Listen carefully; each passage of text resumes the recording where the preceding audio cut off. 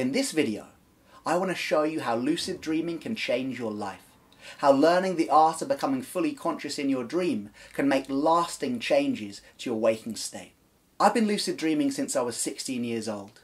And after the first couple of years of just using it for fantasy and sex and flying about the lucid dream state, I discovered that lucid dreaming is one of the most powerful healing modalities in existence. I cured myself at the age of 17 from 4 years of post-traumatic stress nightmares in one lucid dream.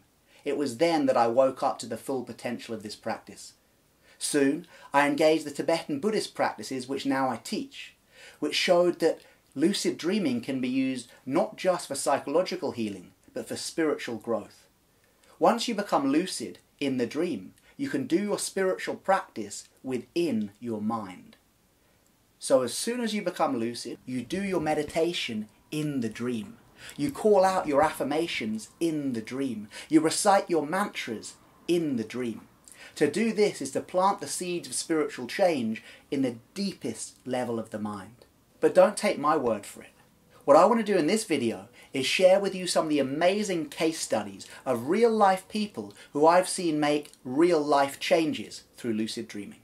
One of the first case studies I want to look at is a friend of mine named Antonio, who used his lucid dream to cure himself of nicotine addiction. 11 years of nicotine addiction were cured in one lucid dream by Antonio, once lucid, calling out to meet the personification of his own brain. Once the personification of his brain turned up in his dream, he asked her, she was a woman, "How's my health? How am I doing?" And the personification of his brain replied, "You're okay, but do us all a favour and quit smoking." He then asked his brain, "Well look, can you make me think or do something else once I feel that I want a cigarette?" His brain said, "Sure thing." He woke up and hasn't smoked since.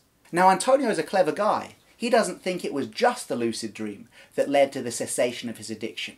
But he believes that the power of the dream gave him a buffer zone of a few weeks to get over that physical addiction, and then his waking state lucidity and mindfulness could take over from there.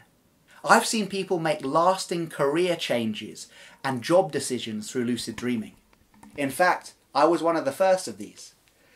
A few years back, when I first started teaching lucid dreaming, I was feeling really out of my depth. It was all happening too quickly. I felt unqualified and not sure that such a young man should be offering such great spiritual things when I felt so unspiritual myself. I was having recurring dreams that huge tidal waves were coming over me. In one of these dreams I became lucid and decided to surf the tidal wave. But the dream continued. So I decided to make a request, to ask a question to my unconscious mind from within the lucid dream. Fully aware that I was asleep in bed, fully aware of the fact that I was dreaming, I decided to call out a question to the unconscious. I called out to the sky, "What should I do with my life? Should I be a lucid dreaming teacher?" The dream changed. Suddenly I was at a house party, a small cocktail party in a little house, and I realised that every character at that party was an archetype of my own mind. A symbolic representation of a universally existing psychological trait that we all hold within us. The first one that I went to visit was the wise man archetype. He looked like a Buddhist monk but in white robes, so kind of a combination of Christianity and Buddhism. I asked him, "What shall I do with my life?" And he said, "You should be a lucid dreaming teacher. This is how you can truly benefit people." I thought, wow, this is amazing. The archetypes are on my side, even if I feel like my ego isn't. I then looked to my left, and I saw the inner hedonist.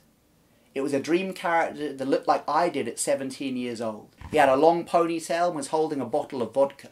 I went over to him and said, "Hey, what should I do with my life? Should I be a lucid dreaming teacher?"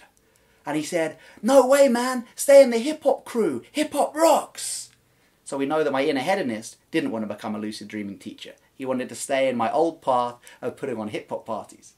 I then asked 2 other dream characters, and they both said that I should be a lucid dreaming teacher. I went to sleep at night with a feeling of anxiety, a feeling of being out of my depth, a feeling of not knowing what path I should take. But in that dream, the archetypes came to me and said, "Even if you don't believe in yourself, we do." I'd love to say that overnight I changed my career. It took a few months. But eventually I did. And on the basis of that dream, I followed my dreams. And that took me here, standing in front of you right now.